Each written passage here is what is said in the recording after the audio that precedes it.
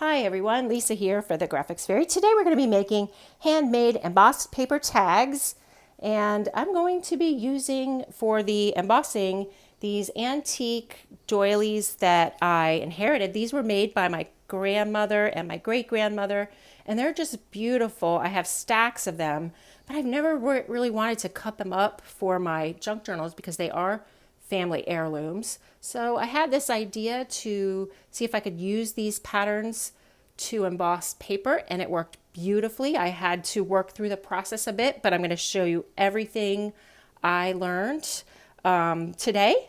And so let's go ahead and get started. I'm just going to get everything set up, and I'll show you the supplies that you need to make these tags. Okay, so I have everything set up, and the first thing that you'll need is some recycled paper, and I just ran mine through my paper shredder to get it into little tiny bits, but you can also cut it with a pair of scissors into just small pieces if you don't have a shredder. And then you're going to need a plastic tub, and this one is just a plastic organizer tub from my craft room. I have a blender, and then you're going to need something to strain the pulp. So I gathered a few different options from around the house. This one is just a plain kitchen colander, and that worked great, and that's easy. I think pretty much everybody has one of those. And this is a splatter guard for when you're frying things in the kitchen. It has like a mesh, and that worked. And then you can also use just an old picture frame. I've stapled some window screen to it with a staple gun, and that will work. And then this ended up being probably my favorite. It's just a little piece of mesh, stainless steel metal mesh, and it's used oftentimes in gardens to keep little animals out of your vegetable garden, but I think it is also used in a lot of other construction projects. I'm not really sure, but you can find it at the hardware store. And I really liked the way that this mesh work. Just be careful. You might want to wear gloves when you're cutting it. It can be a little sharp. Mine's okay though.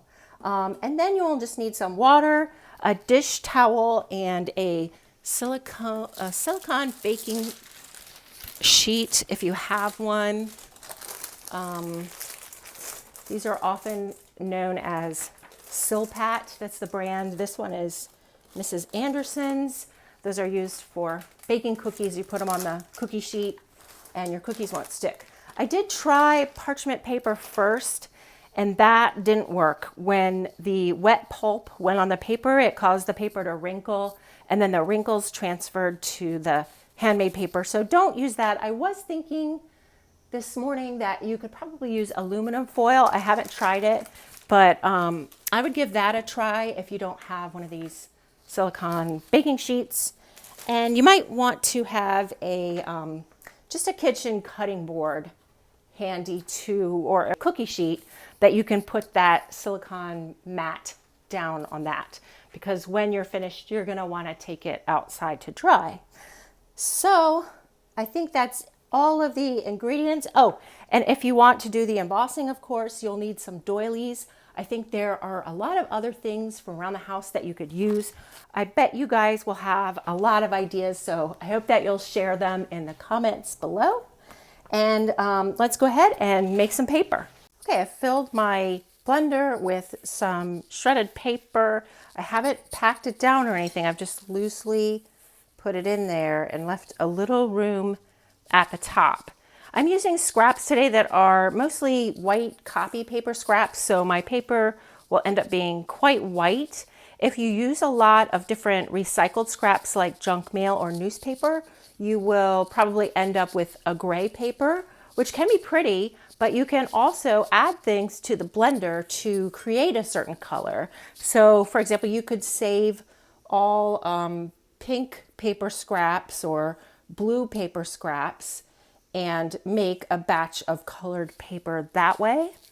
You can also add watercolor paints to the blender, or you can paint the paper after it has dried. And I did that on a few and it worked great. I just covered the gray paper with some gesso, some white gesso, and then I applied watercolor paint in the color that I wanted on top of the gesso. Today I am going to try adding some coffee because I would like an off-white paper, and I haven't tried this yet, so this will be a little fun experiment. And I'm going to add water as well. You definitely don't want to put any unnecessary stress on your blender. Always add more water if it seems like it's having a tough time. I would fill it up and leave a good inch at the top so that it has room to blend. And we'll put the lid on now. And at this point, you could let it soak for an hour or two, and you'll come out with a smoother paper that way. I found that it really didn't matter with this embossing that we're going to do because the embossing gives it a lot of texture. So I didn't find it necessary to allow the paper to soak, but you can do that if you want. You can experiment, play around with it. It's really fun. Once you get started, I think you'll really like it, and you'll keep trying different things because it is really easy. All right, so I'm going to go ahead and blend this for, I don't know, 30 seconds, maybe to a minute.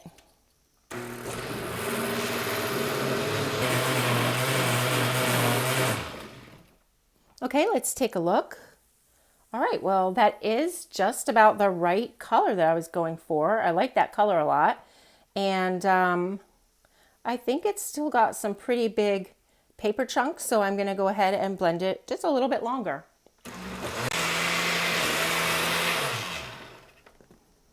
All right, let's see how it is now.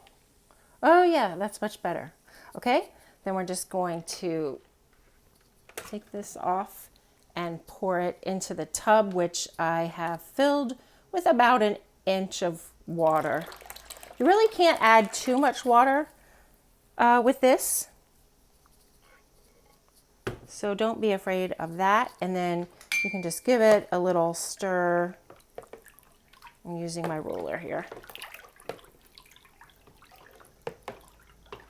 It smells like coffee. Bonus. Okay, so now let me get set up and I'll show you how to strain the pulp. Okay, so we're all set up now. I have the tub with the pulp. I have the silicone baking mat on top of a cutting board, and I have my screen. I'm just going to dip it in and try to get as much paper pulp on it as I can. Now, in regular paper making, you are trying to get a really even sheet of paper, so you have to kind of jiggle it, and it takes a little finesse to get it just right. We're not going for that here. We are just going basically to grab this. This is going to be almost like clay now that we're going to work. And I have enough on the metal strainer now that I can just let it drain a little bit over the tub and then put it on the silk pat and dump it out. And then we're going to kind of work it with our fingers like this. And if you want, you can take a tag template and a ruler, and you can kind of, if you want your tag to have kind of that handmade paper edge, it's kind of rough looking versus, you know, a cut edge, you could do it like this and just kind of push your pulp around. You can even curve the edges at the top to make it into this exact paper shape. I am not really patient enough to do that, but it will work. So I am just going to make mine into a sheet, and then I'm going to cut it. So here, this is just pretty, all you're looking for really is a consistent thickness and that you don't have any little holes. So this is about right. And then I'm just going to blot it one time. The wetter your pulp is, the better the embossing works. So that's why this is, you know, quite a bit different than regular paper making. Okay, so then you can just lay your doily out on it and you can arrange it exactly how you want. I'm just going to go with that. And then You just press it down into the pulp. Press it pretty firmly. And now you can blot it again. Get some of that water out. And we're going to take this whole thing outside to dry. The cutting board with the Silpat, the paper, and the doily. And it's been drying really fast where I am because it's very hot and sunny. So it can take just a couple hours if you are in conditions like that, or it might take overnight or up to 24 hours if it's not warm and sunny where you are.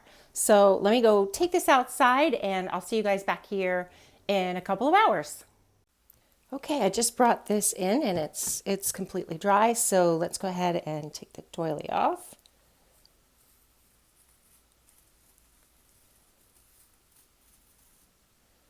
And there it is. You can see the embossed pattern from the doily on it.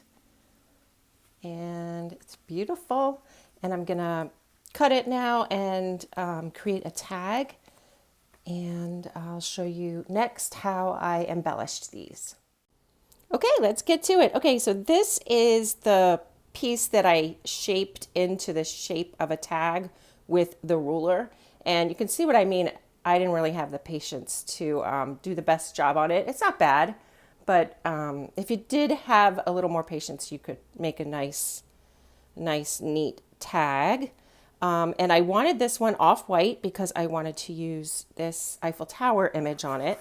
I'm using these printables from the premium membership site. These are Favorite French Things bundle Altoid tin inserts.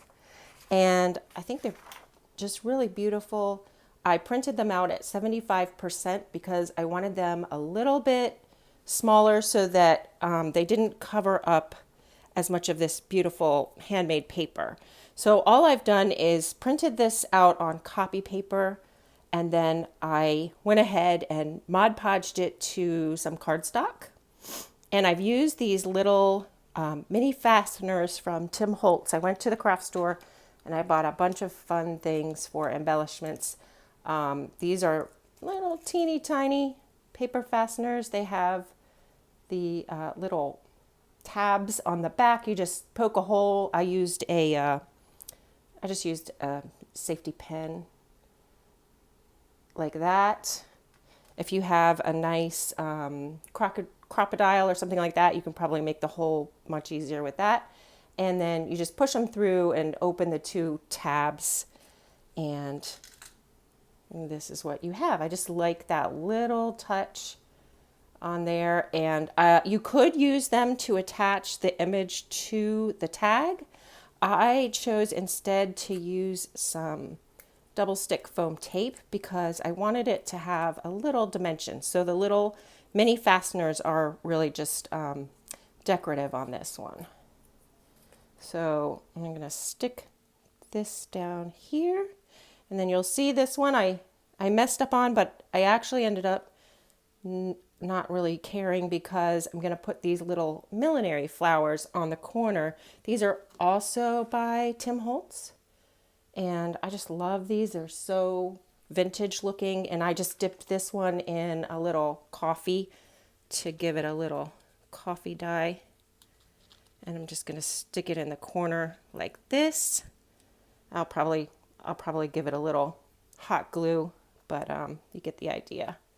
And then I'll put a ribbon in the top. You do want to be really careful when you put the ribbon through. The paper is a little delicate and it can tear. It might be a good idea to put one of those hole reinforcers there at the top. But so that is kind of my thoughts for this Paris Eiffel Tower tag. And now I'm going to finish this beautiful sea tag that I started. I did the same thing. I glued the copy paper printout onto a piece of cardstock, used double stick tape, foam tape to give it dimension. I'm going to peel those guys off. And then I also got these great little tiny clips by Tim Holtz, and I'm going to put one of those on the top. Also, again, just decorative. And then I'm going to stick it down like that. And then I thought I would add a little shell. I got my little shell collection out from the beach, and I have a hot glue gun. I'm just going to put a little hot glue on that guy and stick him in the corner, I think. Something like that. So these are really fun. I've had such a blast making this embossed paper, and I can't wait to hear all of your ideas for different things besides the doilies that you could use. I think these are quite pretty, and I hope you give it a try. Thanks so much for watching, guys. Give the video a like, subscribe here at the Graphics Fair YouTube channel, and if you hit the bell button, you'll get a notification each week when we post a new video. Take care, everybody. Bye-bye.